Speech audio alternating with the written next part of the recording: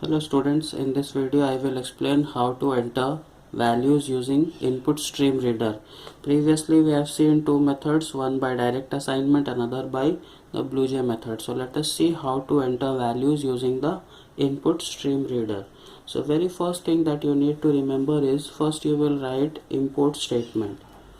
This is very important point, import java.io.string. This IO is a package, or you can say a library class present in Java package, okay, that contains this input stream reader class.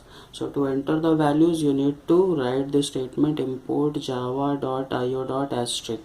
okay. Next, suppose I will write some name for the class. Let it be class input. Okay, you can give any other name. Now as we know, we have to write public static void main. So there is a little bit change. Let's see, public static void main string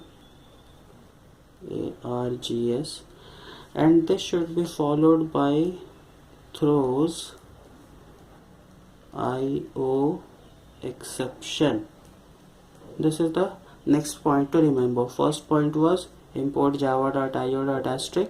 Then the next point, in public static void main you have to include throws IO exception. This is a runtime error handler, okay, that is always written whenever we use the IO package. Okay, after that we will start with the next line, that is you first have to create the object of input stream reader. So how you will create input stream reader read is equal to new input stream reader in bracket system.in. The system.in is nothing but you can say input stream, and that is responsible to take input from the keyboard. Okay. Next, one more object you have to create, that is a buffered reader object. So buffered reader in is equal to new buffered reader, and in this you have to pass in bracket this object read. Okay, so these two lines are important. Now suppose I want I will take the same program, that is your SI program. Okay, so this time I will take different types of variables, like one integer I will take for the principal and the time, okay, and double type I will take for interest rate and SI. So we have to enter three values: principal, time and rate. SI we will calculate. So system out and println, enter values of P, R and T. Okay. Now P, first I will enter P value.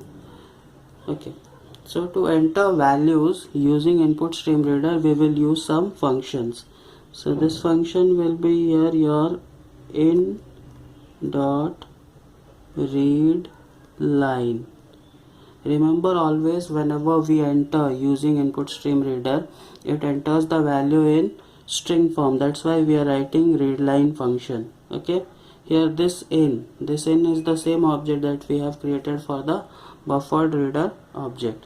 Now since this is taking a value in integer form, but which type of value is P? Int. So we have to convert this string into integer. For that we will write a function integer dot parse int.